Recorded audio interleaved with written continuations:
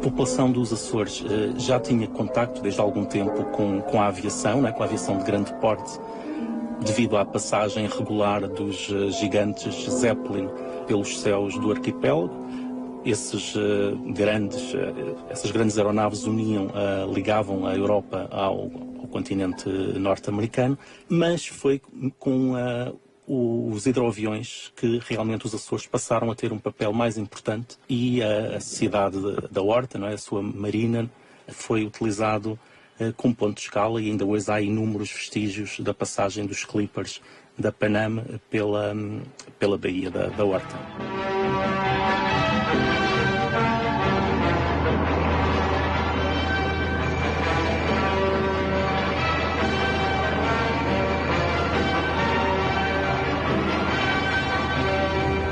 É evidente que nessa altura as aeronaves empregas, não é, a hélice, tinham algumas limitações, quer em termos de capacidade, quer em termos de alcance.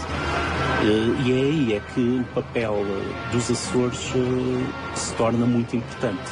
Portanto, a sua posição geográfica, praticamente a meio do oceano, é o ponto certo para a construção de um aeroporto terrestre para apoio a essas aeronaves a hélice que cruzavam o Atlântico.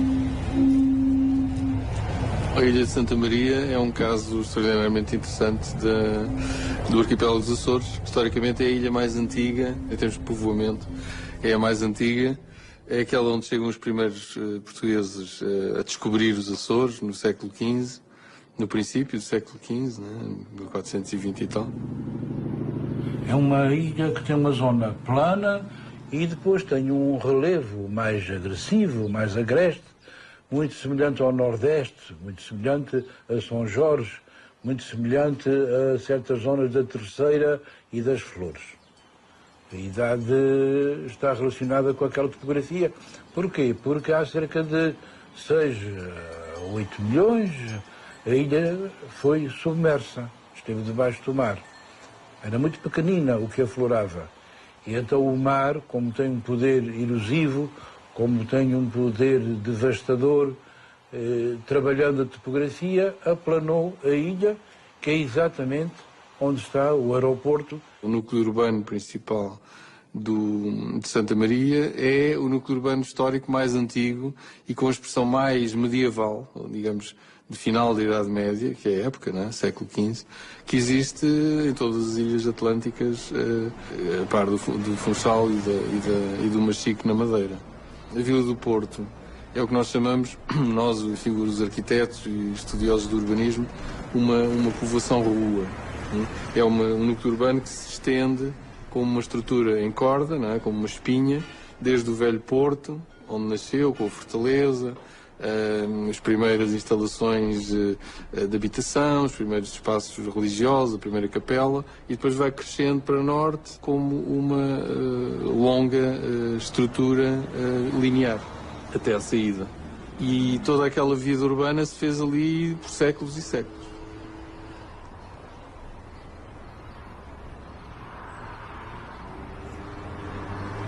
Santa Maria era a ilha talvez a mais isolada em termos de contatos com as outras, porque deixou de ser escala muito cedo, ainda no tempo dos descobrimentos, de maneira que era uma ilha tocada só de vez em quando por um navio que ia deixar carga. A ilha era servida mensalmente por 2 navios, o Lima e o Carvalho Araújo.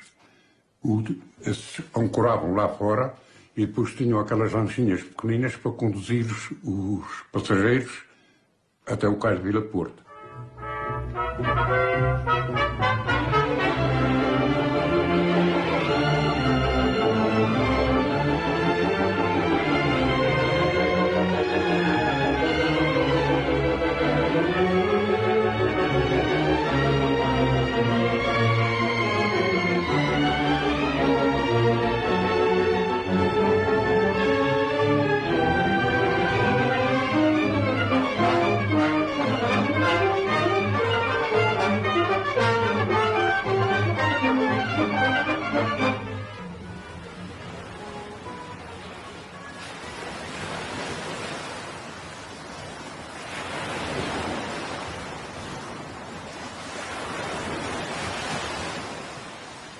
Não havia transportes, tudo a pé.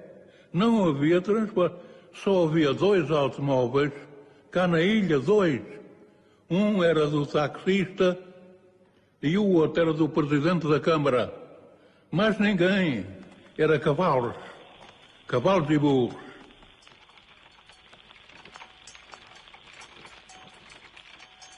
Antes do aeroporto as pessoas passavam muita fome mesmo, fome a sério.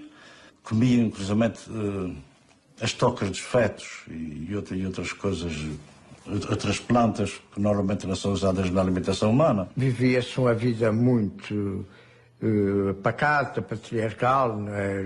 Tinha 5 mil e tal habitantes, ou 6 mil. A população vivia, a maior parte trabalhava na agricultura, na lavoura, a criação de gados. Também haviam funcionários públicos, não é? Notícias não havia, senão que eu me recordo, 2 telefonias, porque tinha que haver um dínamo para poder dar energia, porque não havia eletricidade na altura.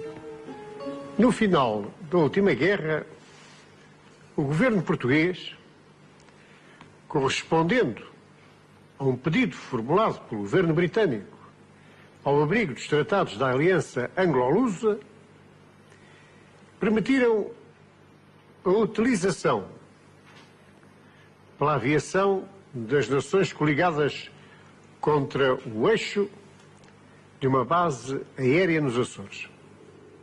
1943 é um ano especialmente importante.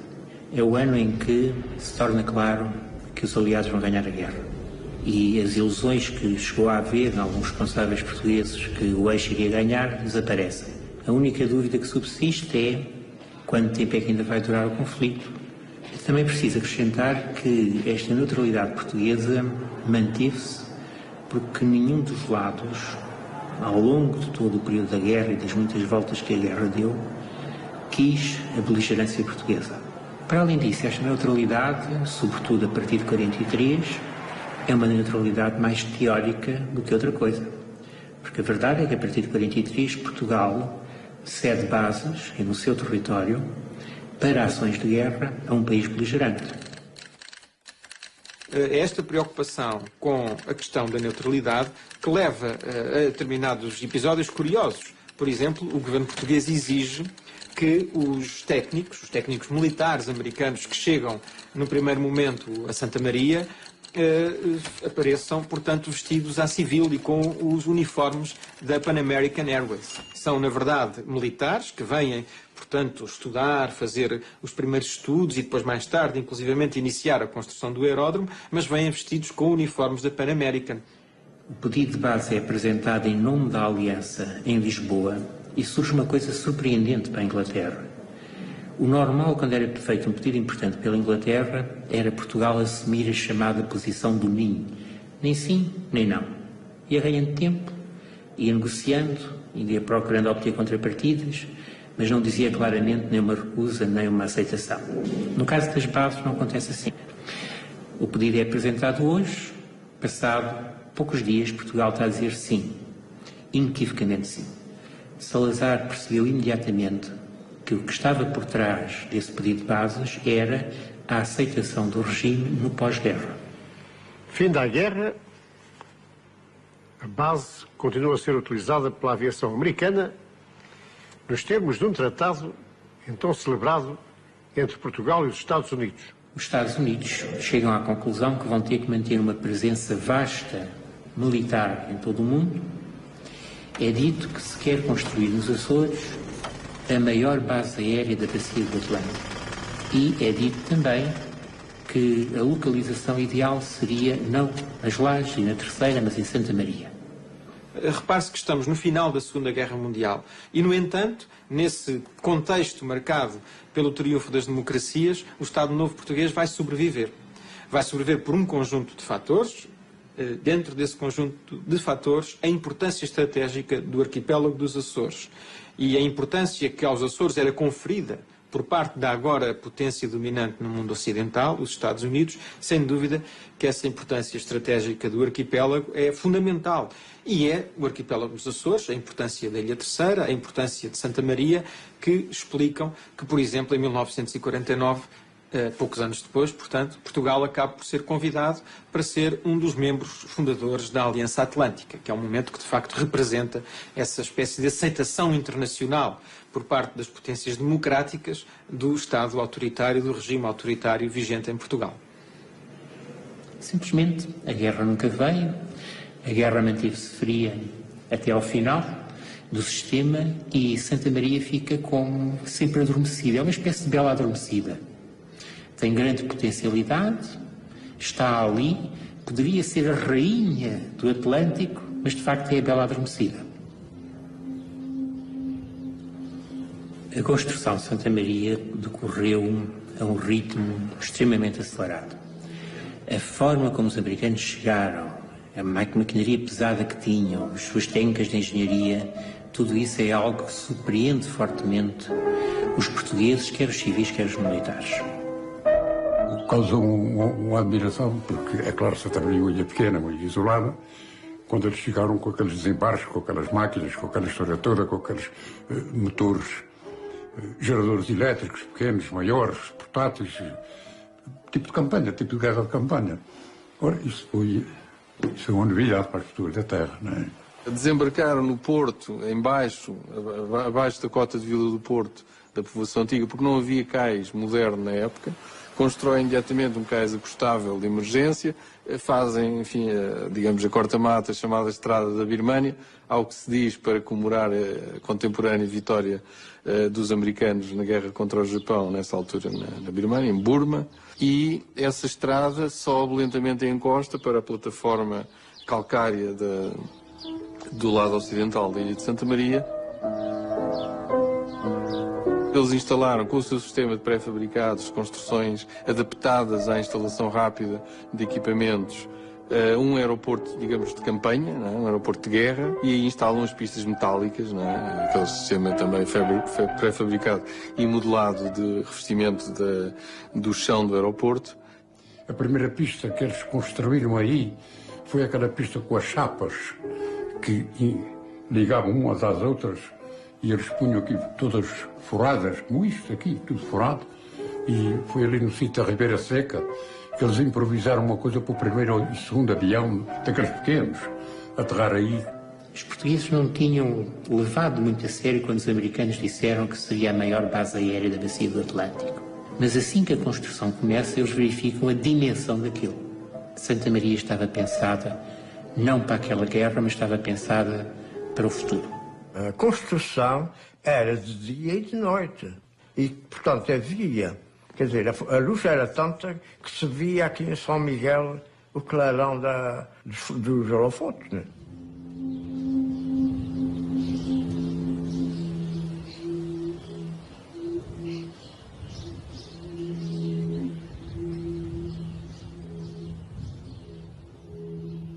A ida de muita gente para Santa Maria processou-se como se fosse para o estrangeiro, porque com a criação do trabalho que representou o aeroporto, isso foi uma miragem de trabalho para muita gente nos Açores.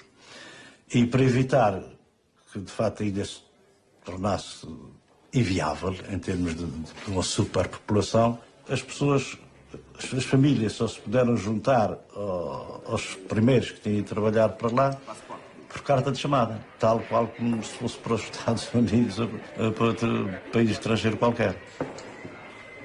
O campo todo deles se foi formando, não é? Nós, entretanto, nós portugueses, estávamos fora do campo, estávamos no native camp, em condições um pouco más, em barracas de campanha, em que éramos 7, 8 lá dentro. Mas isso depois modificou, viemos para o aeroporto e passámos a ter instalações condignas. Os bairros residenciais do aeroporto de Santa Maria, que eram foram deixados pelos americanos, eram construídos em chapa, grande parte deles, os principais, o bairro de Santa Bárbara e o bairro de São Lourenço. Era tudo muito bem organizado, os jardins muito bem tratados, as casas, quem olhasse para elas pareciam frágeis, não eram frágeis, eram muito confortáveis. Não eram frias, não eram quentes, de tal modo, ainda existem algumas, e umas outras, que são as conhecidas como os Quonset huts, que são casas arredondadas de chapa, mas que ainda hoje algumas existem e resistem. Algumas das grandes obras que se fizeram e que resistiram até hoje, e construindo, porque tudo o que era militar era bom. Tudo o que era militar era forte e feio, e resistente, porque ninguém sabia quando é que a guerra ia terminar. Quando chegou a altura de se fazer um ano de termo da guerra, ou seja, em maio de 1946, houve uma pequena cerimónia em frente do terminal, uma pequena cerimónia de troca de bandeiras, em que, a partir desse dia, os americanos saíam e os portugueses tomavam conta da base, do aeroporto, aliás, passando de uma base militar para um aeroporto comercial. Essa aí é que foi uma altura bastante agitada. Em 1946, o aeroporto é oficialmente inaugurado. Na altura, o general Humberto Delgado, na altura diretor-geral da Aeronáutica Civil, vai à ilha e participa ativamente na fase de certificação do aeroporto. Poucos dias após a certificação, a Panam, um Constellation da Panam, aterra no aeroporto numa escala da rota Nova Iorque-Lisboa-Leopoldville, e, portanto, logo aí fica patente a necessidade do aeroporto nos Açores e o papel que ele iria ter nos anos seguintes. Então, ali no Atlântico, ele proferiu umas palavras, lembro-me perfeitamente. Eu não vim aqui dar nada a ninguém que as pessoas não mereçam. Este aeroporto, a partir de agora, é o aeroporto de Santa Maria e é dos marienses. Há muita gente que talvez não se tenha apercebido disso. O aeroporto, a partir daquele momento, era de Santa Maria e dos marienses. Humberto Delgado fazia questão de vincar bem. Foi um aeroporto muito grande, com 3 pistas, com uma placa para mais de 100 aeronaves, portanto estamos a falar de um aeroporto com uma dimensão apreciável. Veio dar um grande impulso e uma grande ajuda ao desenvolvimento de toda a aviação no Atlântico, e que passaria a ter um aeroporto completamente adaptado às suas necessidades. É evidente que estamos a falar de uma altura em que as aeronaves tinham um alcance limitado, permitiu a inúmeras companhias, estamos a falar da TWA, da CPR, da BOAC, Lufthansa, KPLM, Aerovias do México, Cubana, tudo companhias que ao longo dos anos, na década de 50, 60, foram escalando regularmente o aeroporto de Santa Maria. Uma das companhias que passava cá muito, não com esses aviões, mas com o DC-8, que era a KLM, a LTU, passava cá muitas vezes com o Lockheed 1011, os 747 de Air France passaram cá muitas vezes, um visitante frequente, como também agora tem passado muitos 747 cargueiros e MD-11s. A Britânia chegou a passar cá com o 767 TWA, passava cá com os 707, a Swissair, outra companhia também, e que passava cá, principalmente com os DC-8.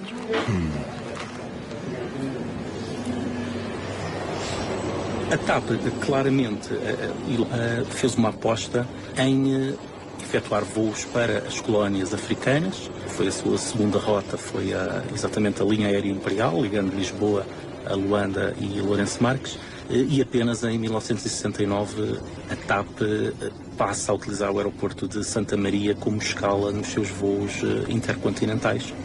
Mas, portanto, claramente se verifica que durante muitos anos a TAP esteve focada em servir os mercados das colónias africanas, enquanto numa altura em que as companhias europeias utilizavam em larga escala o aeroporto de Santa Maria. O tráfego nos anos seguintes foi sempre crescendo, não é? No início da década de 70, estávamos a falar de cerca de 250 mil passageiros ano. Esse tráfego ainda cresceria um pouco mais, até aos 300 mil ano, em 77, mas numa altura em que a fase áurea do aeroporto de Santa Maria já pertencia ao passado.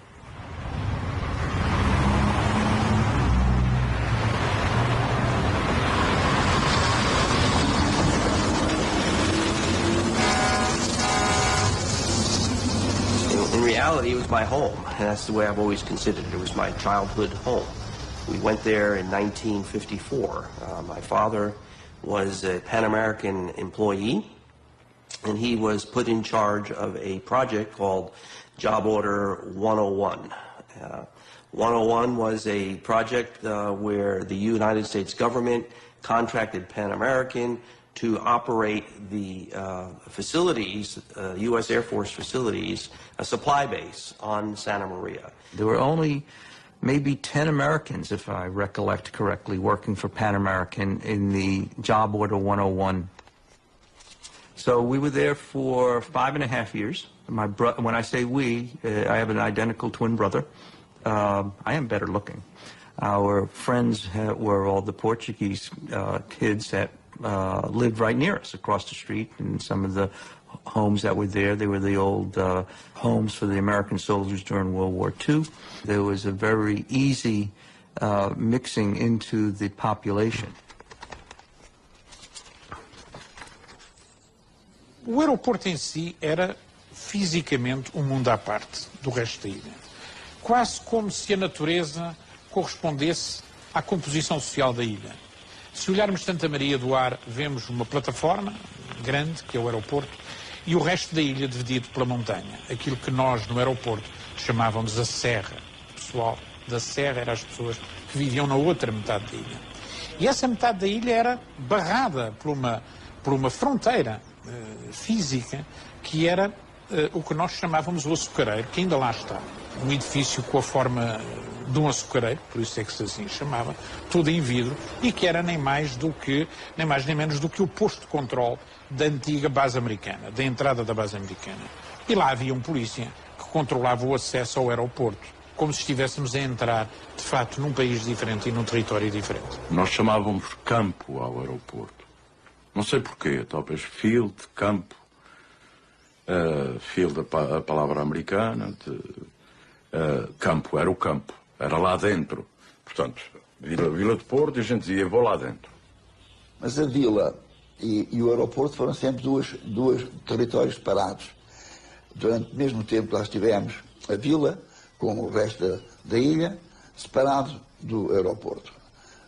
No aeroporto havia tudo, havia água corrente, havia eletricidade, na vila também não havia nessas coisas, havia só eletricidade, muito raro, talvez até às 7 da noite, ou 3 ou 4 horas por dia, que estava às 7 da noite. Porque nós tínhamos aqui tudo no aeroporto, não tínhamos que sair para a vila para fazer compras, tínhamos tudo, tínhamos igreja, tínhamos escola, tínhamos um supermercado, tínhamos o clube, tínhamos o hotel, tínhamos piscina, ginásio, tínhamos tudo aqui no aeroporto. De maneira que era raro até nós irmos para a vila, porque não íamos para a vila muitas vezes. Só aqui dentro do aeroporto de Santa Maria havia 3.000 pessoas. 3.000 pessoas era mais do que a população de Vila de Porto e algumas freguesias da ilha. A questão de Santa Maria tem também uma importante dimensão sob o ponto de vista social, cultural e, digamos assim, da vida cotidiana das populações, porque, de facto, daquilo que se tratou foi da chegada, portanto, de um conjunto muito significativo de homens, de militares, vindos dos Estados Unidos, portanto, um dos países mais desenvolvidos do mundo, e mais avançados, do ponto de vista social, civilizacional, se quisermos, que se instalam na pacata ilha de Santa Maria. As pessoas passam a receber 4, 5 ou 6 vezes mais do que recebiam nos trabalhos do campo. E, curiosamente, a Câmara de Vila de Porto, isso é espantoso, tem uma atitude que é entendida por todos, bem aceita, e que é a seguinte, que é de destinar parte do salário dos trabalhadores do aeroporto a um equilíbrio da jorna dos que continuaram a trabalhar no campo. Porque passou a haver a impossibilidade dos proprietários pagarem aos trabalhadores do campo como o aeroporto, a Direção-Geral, a Direção de Serviços de Obras e os americanos pagavam aos seus trabalhadores. E então, curiosamente, é do próprio ordenado dos trabalhadores do aeroporto que é retirado dinheiro para subsidiar os patrões para poderem pagar os desempregados mais ou menos o mesmo que recebiam os que trabalhavam no aeroporto. Okay, descent side level 290 to be level and 40 north, coming here 562. Roger, it's to be leveled by 44 north, 44 north, confirm? Paramedic 564, summary, you copy? Secondary HF frequency. Negative. Descent 290, be level B4, latitude 44 north. Report leaving and reaching, over.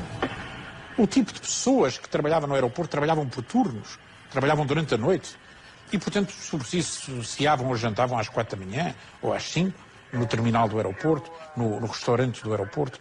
E, portanto, a vida da comunidade era uma vida um pouco diferente daquilo que era tradicional no resto das ilhas. À medida que as pessoas iam chegando, ia-se criando cada vez um número maior de atividades. Fazia-se desporto, futebol, fazia-se corrida de automóveis, já se fazia.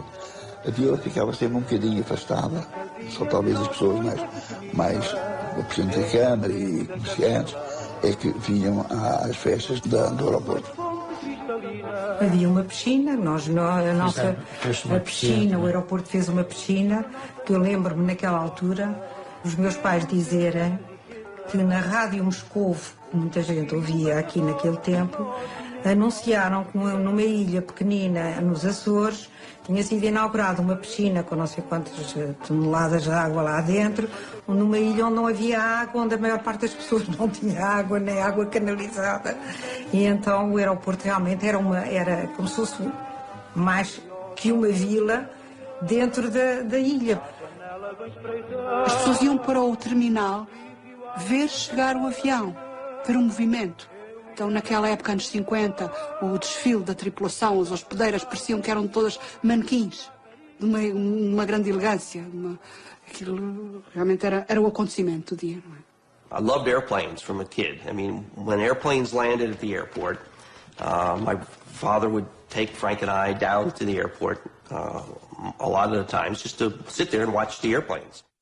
E depois via os aviões chegarem, via os pilotos americanos, para mim, tinham 4 metros de altura, que eram todos muito novos, e nós sentávamos todos, os miúdos todos, e nós sentávamos todos num murozinho pequeno à espera da Força Aérea Americana e dos pilotos, para que pudéssemos trocar fruta, maçãs e laranjas frescas por pastilha elástica americana.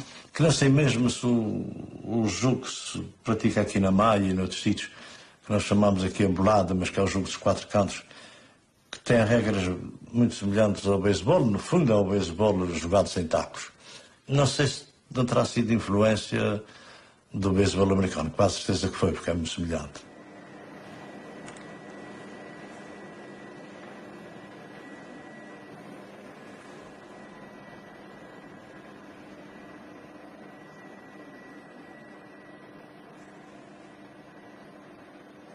Nós tínhamos dentro da área do aeroporto de Santa Maria tudo o que precisávamos. Desde um cinema, ótimo, enorme, e o meu pai e a minha mãe iam às estreias e eu, se tudo corresse bem em termos de estudo, ao domingo tinha direito a ir à reprise, à matiné. Mas o aeroporto tinha um cinema dos americanos e quando se foram embora levaram as máquinas. Nós ficámos sem máquinas. Eu pedi para a Aeronáutica Civil e eles compraram-nos as máquinas e tudo, e eu é que assisti à montagem daquilo tudo, e depois foram-se embora. E agora, ele veio 1 ano e meio a projecionista 3 dias por semana do cinema. E naquela altura as bobinas vêm, é preciso desenrolar aquilo tudo, colar a coisa toda e depois projetar. O cinema no Atlântida Cine faz estreias antes de qualquer outra casa de cinema no país. Os americanos, por influência dos americanos, um filme que saiu na América, pouco depois já estava a ser visto em Santa Maria. Isso dá dá de facto uma dimensão diferente à ilha.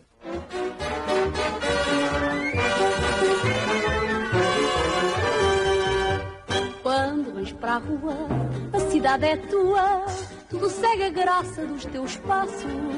E havia bastante abertura, e depois era a confluência de pessoas do arquipélago e mesmo do continente, que, trabalhando em Santa Maria, ou passando por lá, faziam uma combustão muito curiosa de ideias, de liberdade, de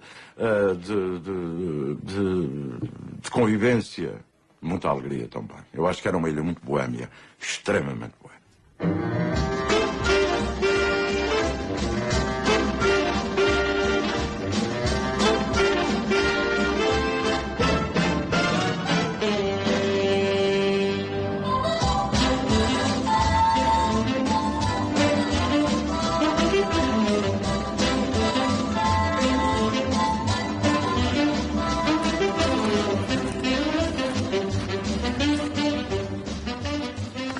Então aqui em Santa Maria passavam muitas pessoas conhecidas e muitos artistas, principalmente artistas, e todas as pessoas que sabiam que passavam um avião com alguém importante, ia tudo ao terminal ver e pedir assinaturas das pessoas, e então eu tinha um livro de autógrafos. Claro que uns conhecíamos, outros não conhecíamos. O Gary Cooper foi uma citação porque era dos filmes de cowboys. Para nós era uma pessoa importantíssima. Lembro-me da Viviane Lee, porque era do filme E Tudo o Vento Levou. A Amália Rodrigues passou aqui em Santa Maria e veio no avião da TWA, um Super Constellation da TWA. Esta fotografia é ela quando está a desembarcar, a receber um ananás de presente. E ela teve aqui uma ou duas atuações no cinema do aeroporto. Passaram muitas pessoas aqui importantes, não é? Mas essas pessoas não contatavam com ninguém, não é? Vinham nos aviões, quase sempre militares e mesmo alguns civis, iam para um hotel, mas aquilo era sempre circuito fechado, não é? O Churchill passou aí não sei quantas vezes. A Rainha Juliana da Holanda andou a fazer compras em Vila de Porto porque o avião em que viajou teve uma avaria. Recordo-me de em criança ter jogado futebol com o Cantinflas, o Mário Moreno, porque ele vinha num voo da Aerovias México, da cidade do México para Madrid, e o avião avariou. E nós, fãs do Cantinflas, do cinema, fomos para a frente do hotel desafiá-lo para jogar futebol connosco. Por exemplo, o Kenny Rogers esteve cá, aquele célebre cantor norte-americano de música country, que eu gostava muito. Foi dada a notícia que compareceu montes de gente lá no Aerogarage para falar com ele.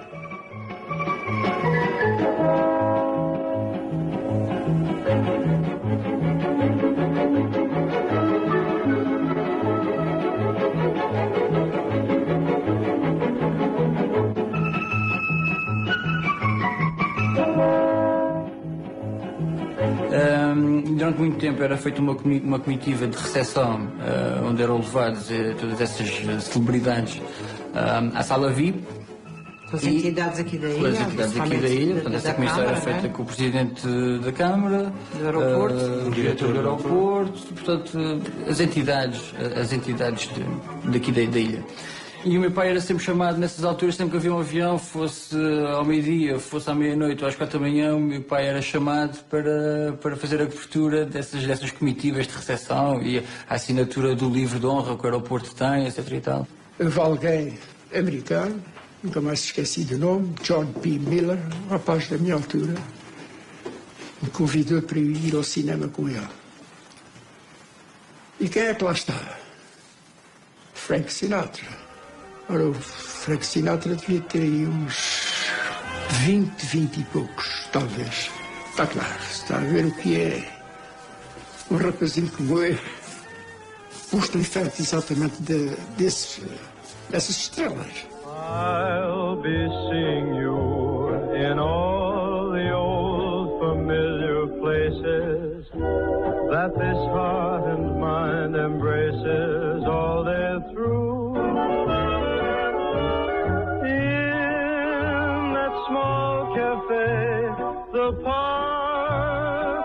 Nós éramos pequeninos, lembro-me, mas quer dizer, os bons tempos, que foi um tempo áureo de Santa Maria. Foi uma maravilha, porque isto era, a população triplicou aqui em Santa Maria. Nós, para já, vivíamos num hotel, porque o diretor do aeroporto não tinha casa. Nem o diretor, nem os engenheiros, nem os funcionários superiores, por isso toda a gente vivia no hotel do aeroporto. E o hotel do aeroporto era uma grande animação, era muito divertido, havia muitas festas, era um hotel formidável. Da cadeia dos bem-saúdos, que era o Hotel Terra Nostra, ainda vivemos 5 anos no hotel.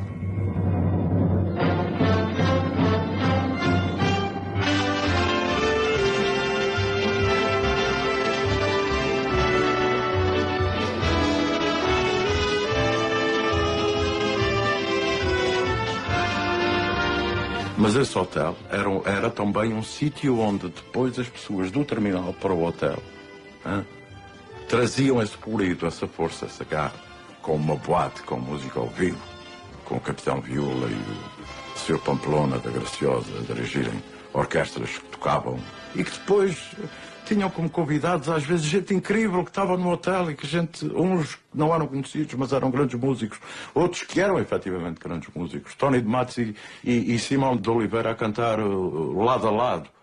Já chegou a primavera, sol da esperança nos espera, nasce uma flor e mais outra por fim, toda a terra se veste de cor e parece um jardim.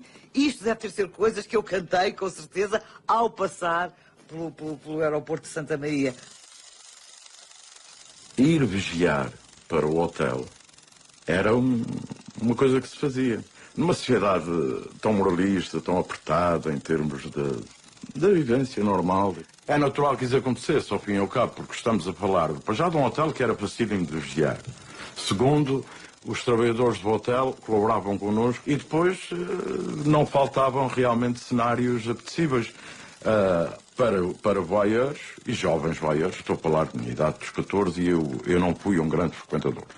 E essa minha juventude foi muito marcada por ver gente chegar das Américas a caminho da Europa, da África a caminho da Europa, especialmente em alturas de crise, gente a fugir da descolonização africana que aportavam ali no aeroporto de Santa Maria para reabastecer os aviões de volta para Bruxelas e Paris, quando foi a descolonização das colónias francesas e belgas da África. E esse cosmopolitismo da ilha, numa ilha pequena, uma ilha com 6, 7 mil habitantes, pouco mais do que isso, mas de facto estávamos perto do mundo, muito perto do mundo, demasiado perto do mundo. A própria igreja era muito diferente das igrejas habituais.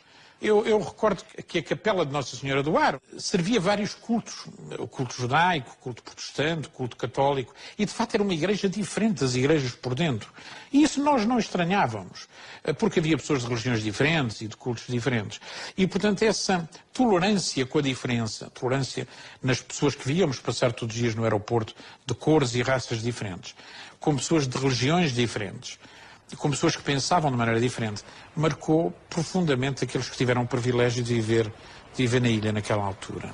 Toda essa vivência que Santa Maria teve, toda essa oportunidade que foi dada a Santa Maria, portanto, de entrar no mundo internacional, acaba por ainda hoje se refletir na mentalidade das pessoas. As pessoas acabam por ter uma mente bastante aberta, bastante receptiva a coisas novas, e eu não tenho grandes dúvidas que esse fator advenha dessa altura, né? Lembro-me de conversar com uma moça afro-americana que me deixou a mim e a uns amigos que estavam comigo música que a gente nem imaginava. Deixou-nos o Jimi Hendrix and the Band of Gypsies com um tema que a gente aí há tempos cantava pelo aeroporto à noite, quando saíamos do Asas do Atlântico, todos.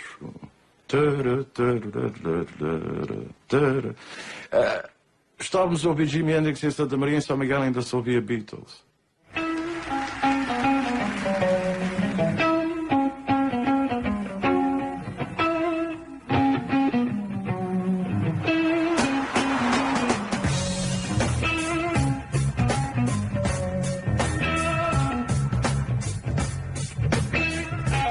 O Asas fui eu também que pôs o nome.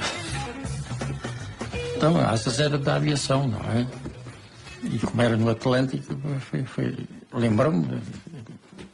houve um concurso e eu fui lá, mandei Asas do Atlântico e foi isso que foi adotado. Começa por ser um espaço de convívio, um clube. Mas é um clube relativamente aberto, porque pronto, era para sócios, obviamente, e para amigos de sócios. Que era um dos pontos de encontro das famílias, que tinha um salão grande onde faziam festas de Natal, de passagem de ano, bailes de carnaval.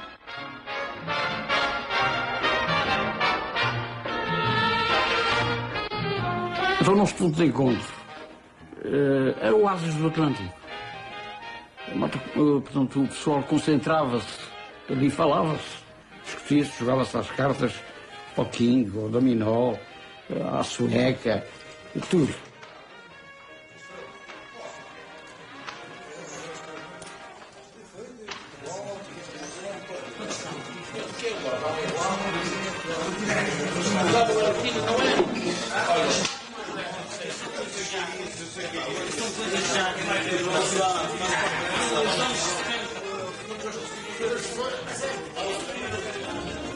Devo reconhecer que estava errado, pois que tanto tempo já lá vai. Tenho 4 filhos burros como o pai, que passeia feliz com a burro ao lado.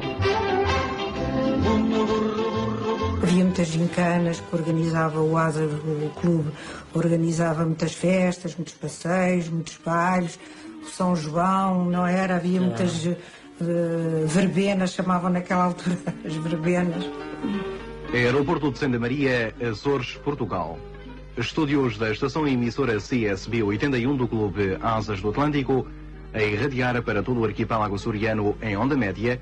A emissora Asas do Atlântico tinha uma programação muito variada. A rádio tinha, de facto, um papel marcante cultural na vida da ilha e que projetava a ilha para as outras ilhas, porque nas outras ilhas, apesar de haver a emissora nacional, a rádio mais ouvida nos Açores era o Asas do Atlântico. O avião presidencial tocou a pista do aeroporto Santa Maria.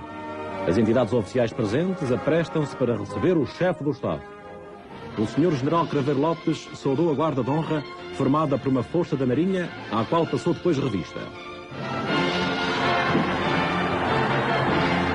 Ao deixar o edifício do aeroporto, o Sr. Presidente da República recebeu a sempre carinhosa homenagem das crianças que lançavam pétalas das belas flores da ilha de Santa Maria.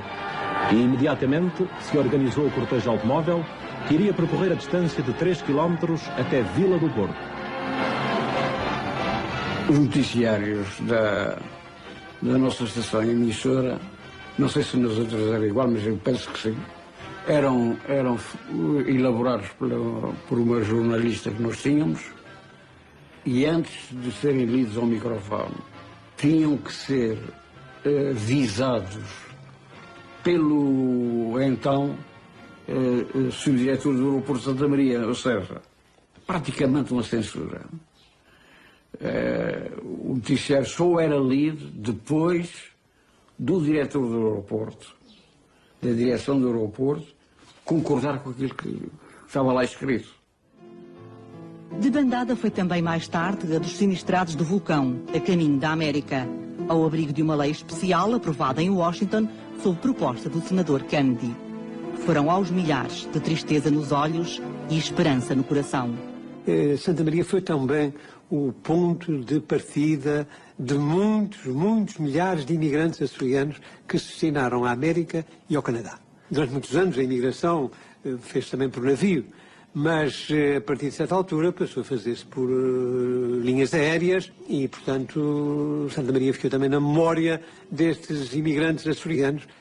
E este desejo de emigrar atingiu, às vezes, proporções exageradas, digamos, de risco. Houve um homem que uma vez subi para um DC-3, no Dakota, quando estava a aquecer os motores para levantar, sentou-se, encostou-se, agarrou-se ao estabilizador vertical e o avião levou com ele. O piloto sentiu uma descompensação nos comandos e perguntou à torre o que é que levava, o que é que acontecia para o avião estar assim desestabilizado. E ele disse: olha, lá mas um homem sentado.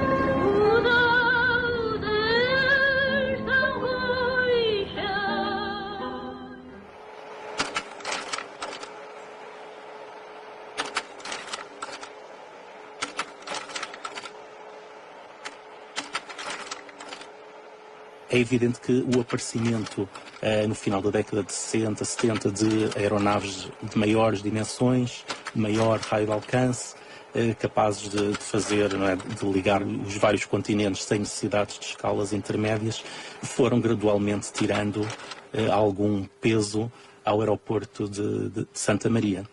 Ainda assim, na década de 70, quer a Panam, quer a TWA, quer a Canadian Pacific, mantiveram escalas em Santa Maria para apoio às comunidades imigrantes açorianas no Canadá e nos Estados Unidos, e, portanto, já não como uma escala técnica necessária para os voos entre a Europa e a América. Partida Saturno voo 104 com destino a São Miguel, Terceira e Horta. Agradeço aos senhores passageiros o favor de embarcarem pela porta número 7. O período áureo foi o período dos anos 50 e, de facto, a grande crise de Santa Maria, a crise para o aeroporto de Santa Maria, é o progresso tecnológico, é a introdução dos aviões a jato e a desnecessidade das escalas técnicas obrigatórias no percurso entre a Europa e o continente americano. Para além da já referida evolução tecnológica, outro fator veio condicionar e muito o desenvolvimento e forçar ao declínio, não é, do tráfego no aeroporto de Santa Maria, que foi a decisão do governo regional, em 1980, de concentrar no aeroporto das Lajes, na Ilha Terceira, os voos intercontinentais. Esse facto fez com que, em 1980, todas as companhias que escalavam Santa Maria já o tivessem deixado de fazer. A própria TAP é por essa altura que deixa de voar regularmente para Santa Maria, e esses voos são concentrados no aeroporto das Lajes, na Ilha Terceira.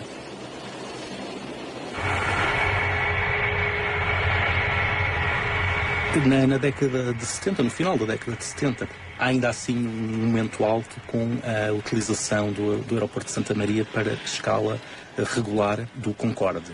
No caso da Air France eram voos Paris-Caracas, portanto, mas isto foi já um pouco o canto do cisne do aeroporto de Santa Maria, portanto, era uma fase em que o tráfego já estava claramente a descer. Alors, il avait été fait un petit endroit de l'aéroport, un salon Concorde, spécialement, où, avec des jolis meubles, etc.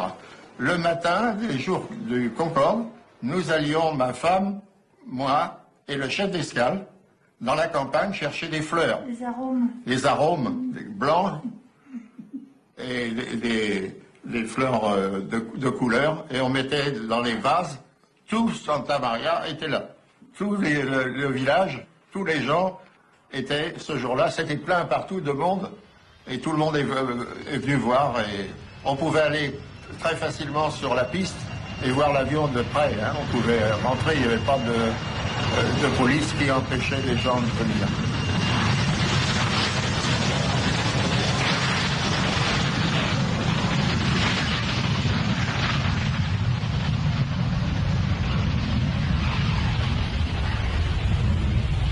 Passados alguns minutos, a torre de controlo tenta contactar o comandante do Boeing. Do outro lado, o silêncio testemunhava a tragédia.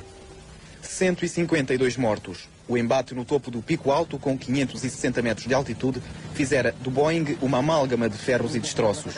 Dos 145 passageiros e 7 tripulantes, em poucas horas recolheram 70 cadáveres, na maior parte dos casos, irreconhecíveis. O pior acidente de aviação ocorrido em território português. O aeroporto de Santa Maria é considerado um aeroporto seguro. Durante muitos anos foi o mais importante dos Açores. Ainda hoje, apesar do seu papel ter sido substancialmente reduzido, constitui ponto de referência fundamental para os habitantes da ilha. Na quinta-feira estavam em Santa Maria mais de 500 pessoas envolvidas nas operações relacionadas com o desastre. Só jornalistas eram mais de 120, provenientes de outras ilhas, do continente português, da Europa, Estados Unidos e principalmente de Itália, país de onde eram naturais os passageiros do avião. O hotel está esgotado, restaurantes à cunha, táxis sempre ocupados e empresas de rent-a-car sem viaturas disponíveis. Por estes dias, e embora por circunstâncias trágicas que ninguém deseja, Santa Maria recordou os seus grandes tempos. O tempo em que se orgulhava do serviço prestado pelo seu aeroporto no meio do Atlântico. O que é hoje o aeroporto? Pobreza, não é? O primeiro aeroporto, o melhor dos Açores, o único que tem características únicas. Primeiro cortaram-lhe as pistas. Os desenhos visto de cima são 3 pistas, só tem uma.